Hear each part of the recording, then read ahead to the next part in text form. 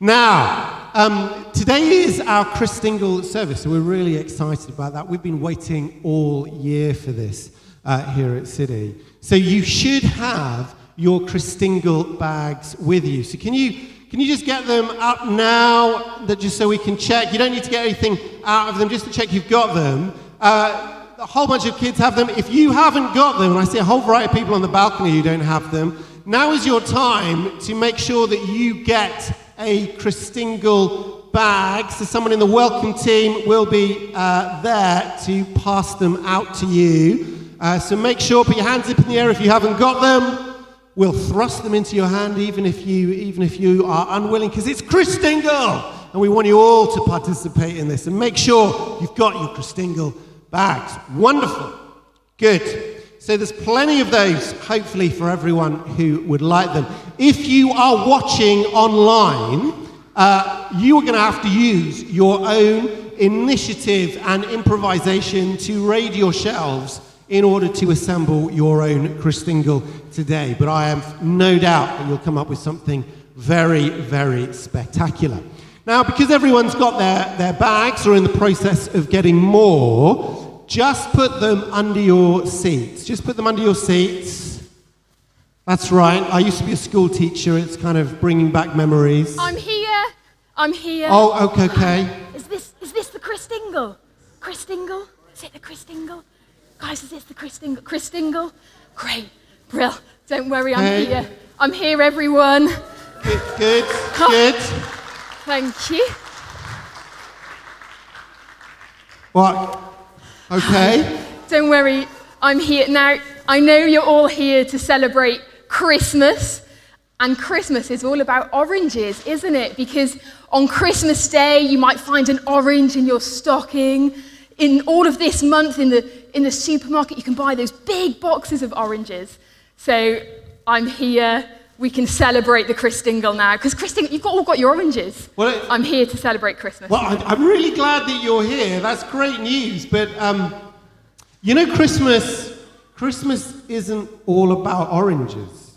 Well, I mean, I'm sorry. I think you're important here, but I don't think you're right, because everyone, Christmas is about oranges, isn't it? Give me a thumbs up, nod, wave. But Christmas is about oranges, right?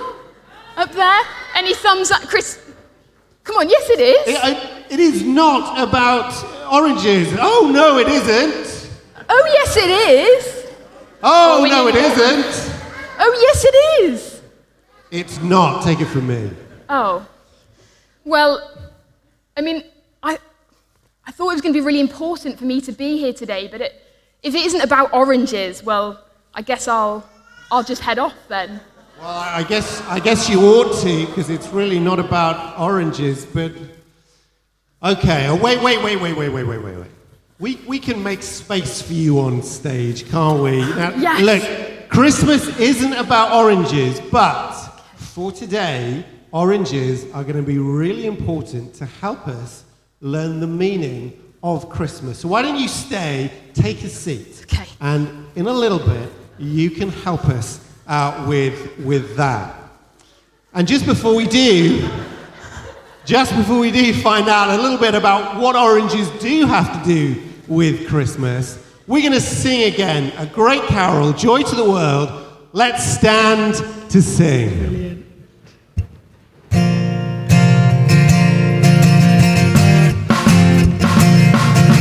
Joy to the world, the Lord is come. Let earth receive a King. Let every heart prepare Him room. And heaven and nature sing. And heaven and nature sing.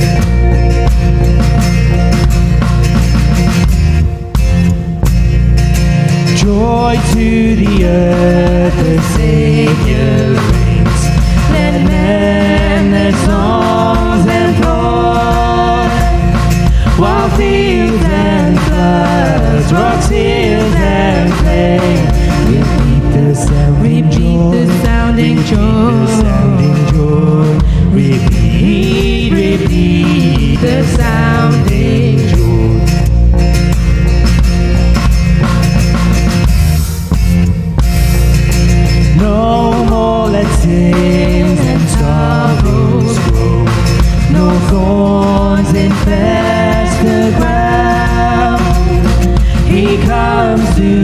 make His blessings flow.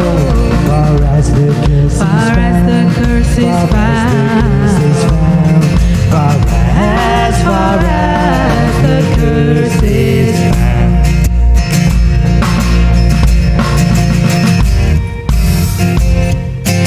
He rules the world with truth and grace, and makes the nations prove the glories of His righteousness, and wonders of His love, and wonders of His love, and wonders of His love, and wonders of His love. Great, please take a seat. Matt, is it time to start to make the Christingles? It is. But let's first ask everyone a question. And my question is this: what shape are oranges? Can anyone tell me what shape an orange is? There's a clue on stage. Does someone want to shout it out? What have we got? A sphere. Very good. A sphere. Now, how about this one? Maybe a bit tougher. What shape is the globe? What shape is the globe? Anyone with a guess? Back of the balcony. Is there anyone going to give a guess? Oh, what's that? A sphere too. Now, I can't throw that far, but someone in the middle will get it. Oh, not even the front row. Boo. Yes, that's right. Oranges and the world are both spheres. They're both round. Well, now, don't be rude, Matt. Well, I say round, but it's nothing personal. Oranges are round, and that's really, really great. You see, we use oranges at Christingle because they remind us of the world that God has made.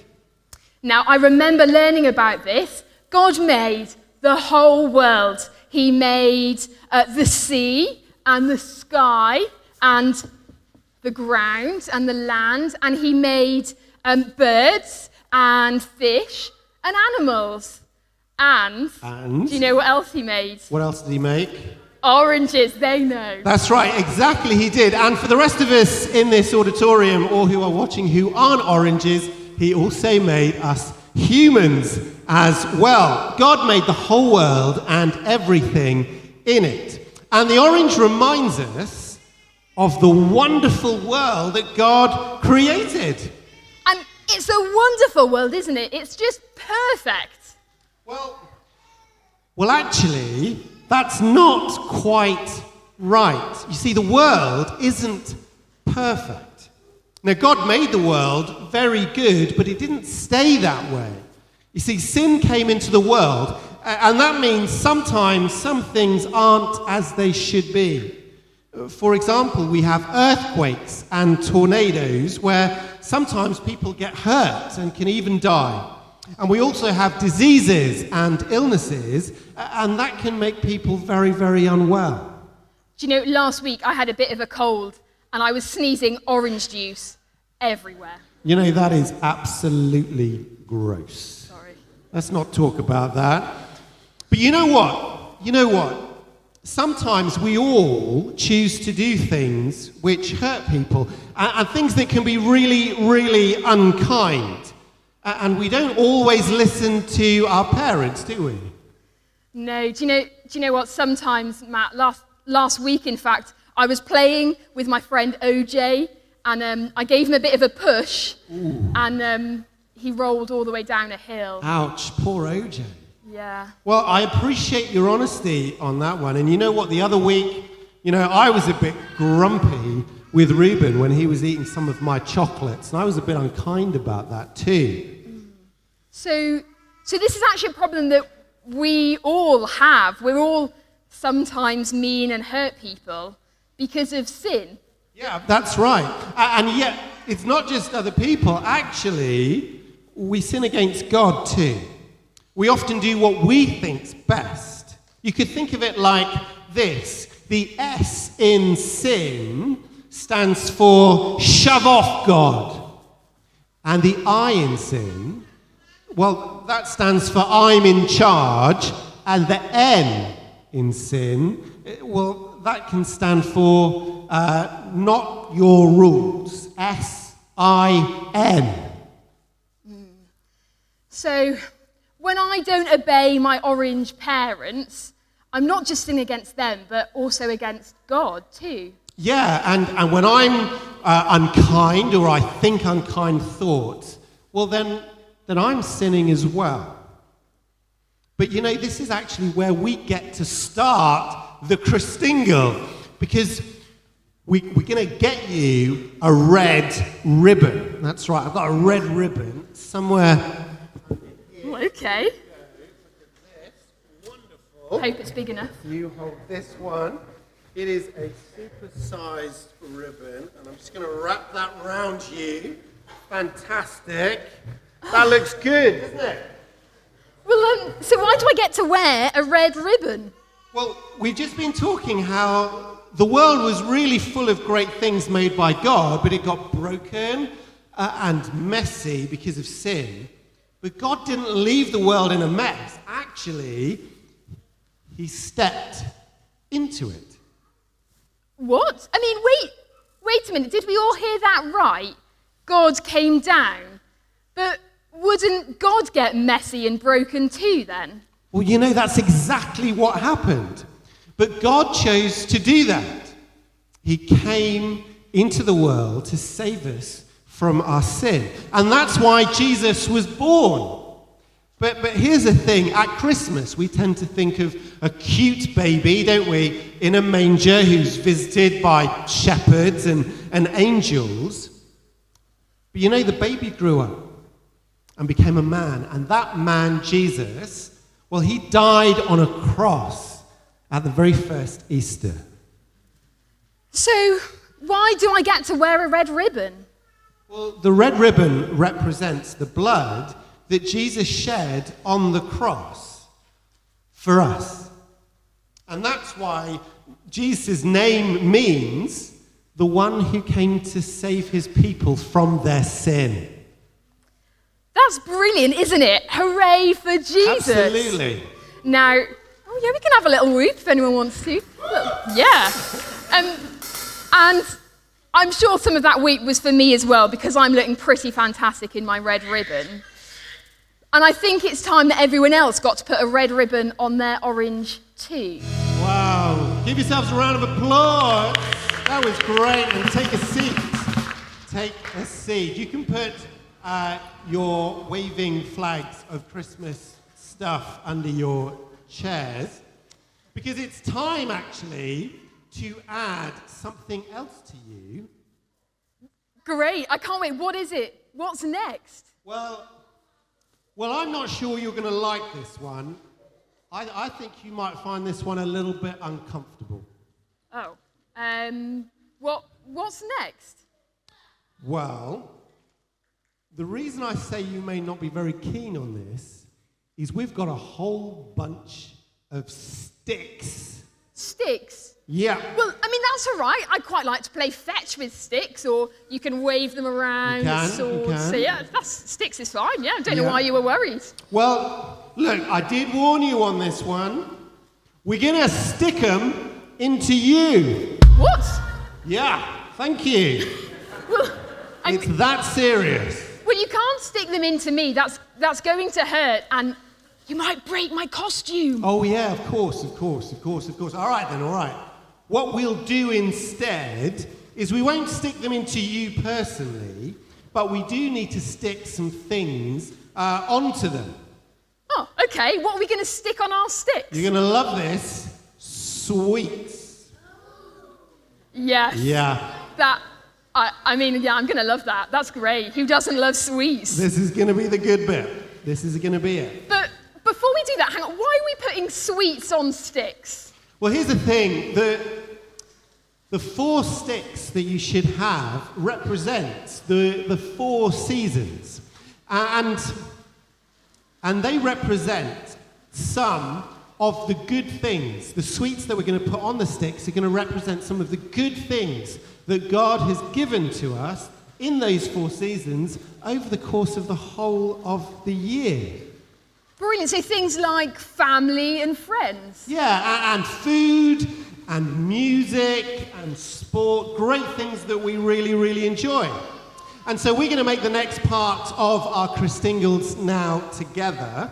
And so you need to get your orange out, and out of your bag you need to get the sweets, and you need to get the cocktail sticks, and you need to put the sweets on the cocktail sticks, and then put the cocktail sticks into the oranges. But make sure you've got the cross at the top, okay? So let's take a little bit of time to do that. Thanks, band.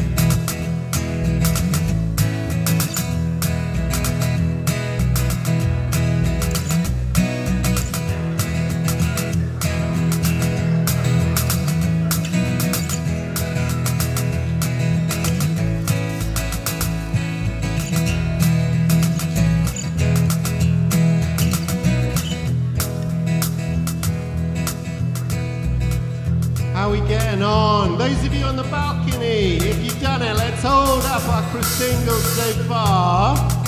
Very good. There are some at the back looking particularly good. Good. Some of them look like their sweets have already been eaten. That can't be right. That can't be right. It's always a risk, always a risk. Now, on the auditorium, down here, can you hold up your Christingles? Let's see how we're getting on. We're still getting some in. That is wonderful. Wow, some amazing Christingles are being put together right now. And for those of you doing this at home, hopefully yours looks something a little bit like this. Doing this on live television, this is like my Blue Peter moment that I've waited Is that one you prepared earlier? This isn't. I did this live on stage. There we are. Okay. Take that, Blue Peter. If it Do goes it all wrong, live. it's going to go viral. That's how exciting this is.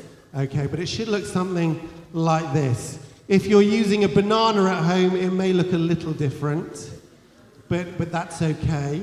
I heard rumours that some didn't have oranges, and so their options were an apple or a meatball. So I'm not sure what's going to happen. That's one of our students, so... Okay, well, we'll a see. meatball doesn't seem very Christmassy, but if it's what you've got left from last week's dinner, then go for it. Maybe a ketchup ribbon around the middle. That's right. Beautiful. That type of improvisation is what we love here at City Church.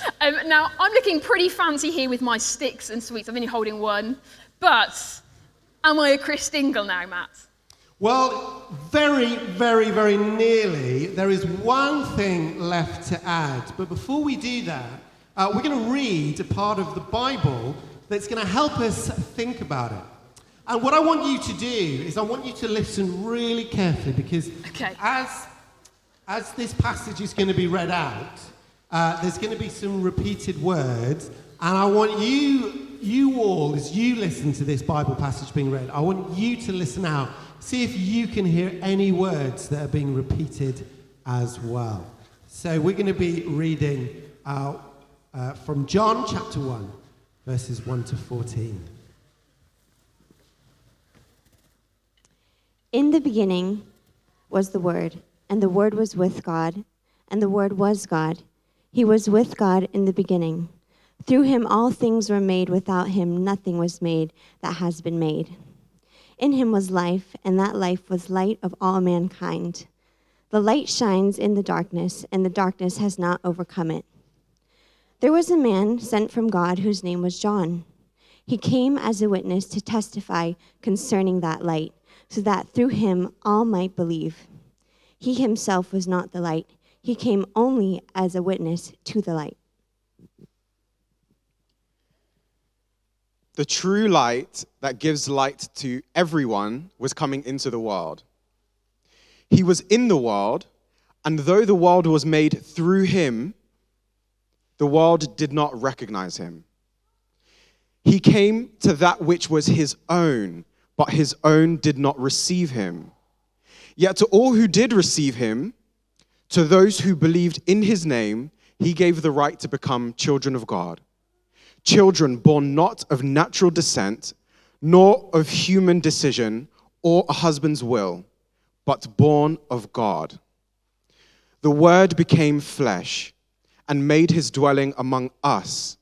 We have seen his glory, the glory of the one and only Son, who came from the Father, full of grace and truth.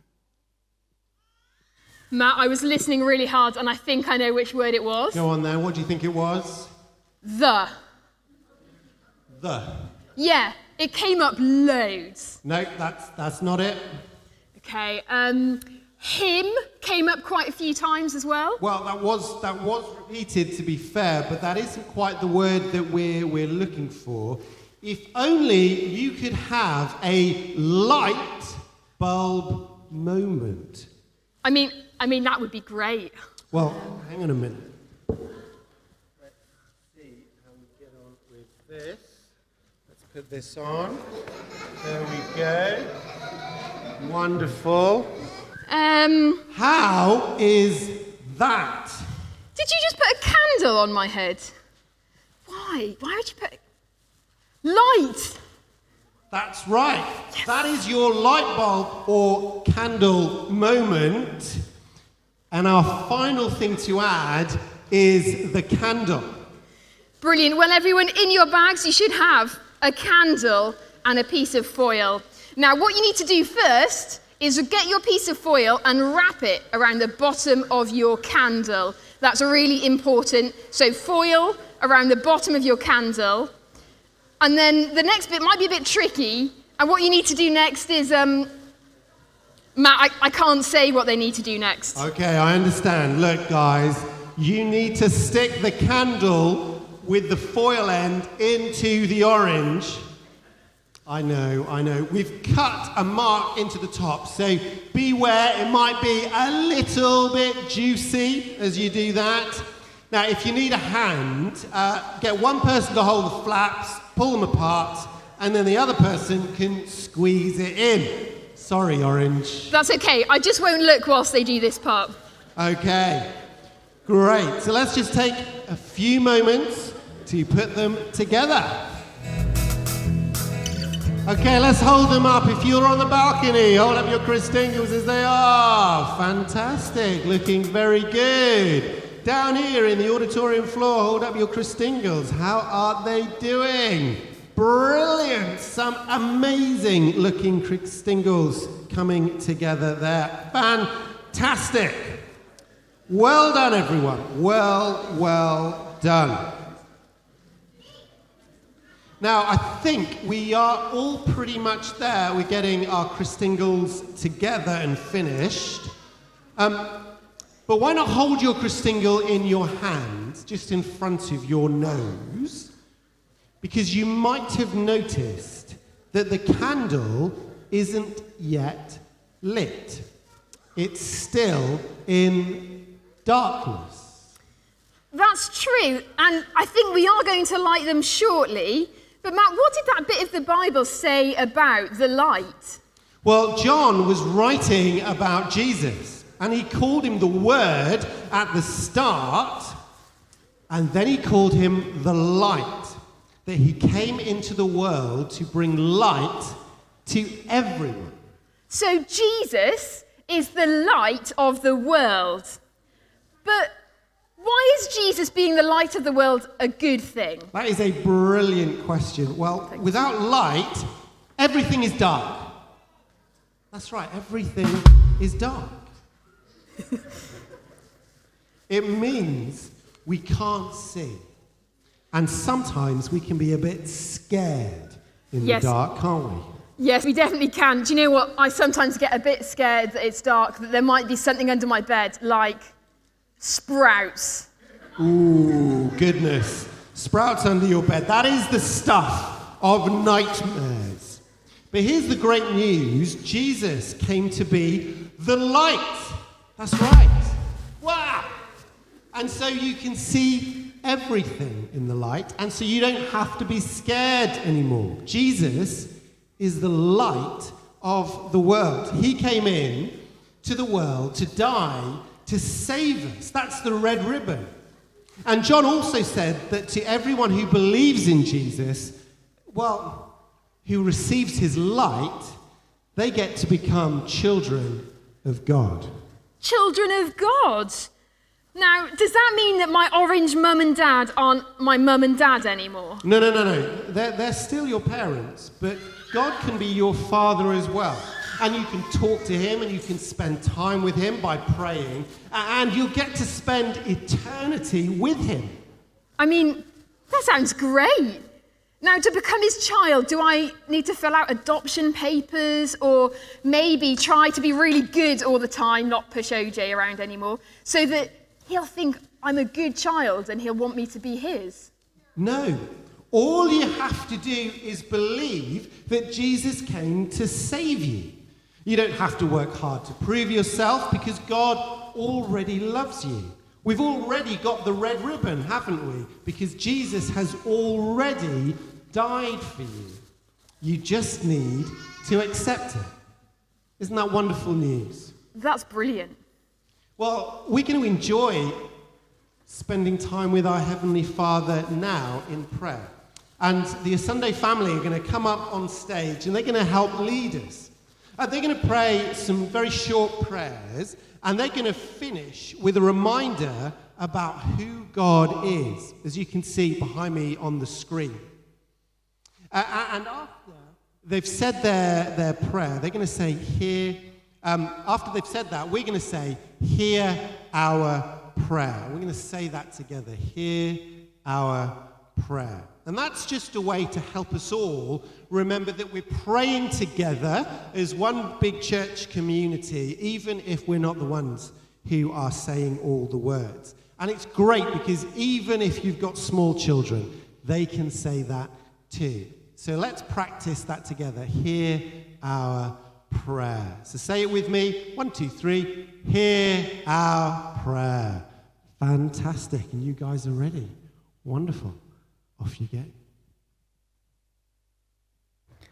Our Father in heaven, thank you for this beautiful life we can live peacefully and joyfully. Thank you for Christmas time, family, food, and gifts. I am very grateful for what you have made and done. Thank you, gracious Father, giver of all things.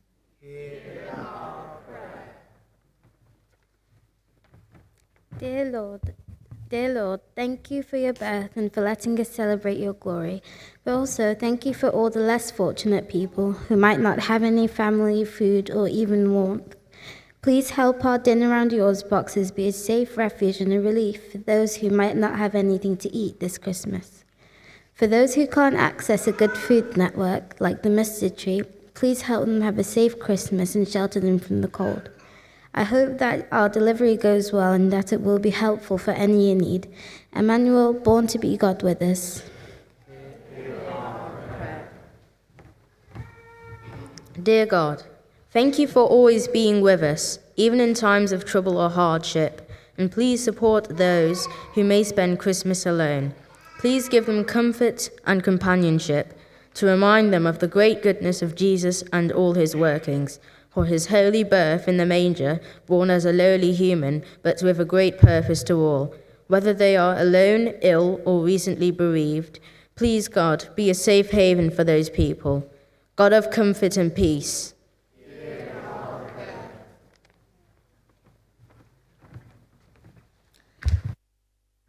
Lord Jesus, you said, I am the light of the world. Whosoever follows me will never walk in darkness, but will have the light of life. Lord, what amazing words, what comforting words in a world enshrouded with sin and all the troubles that we are seeing today.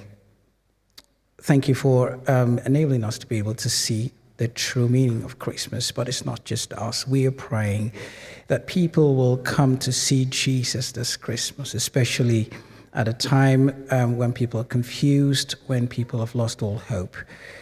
We pray, Jesus, that you will shine your light and cause that everyone will come to realize that Jesus is not just a cute little baby in a manger, but is the true light of the world. Jesus, born to be the light of the world.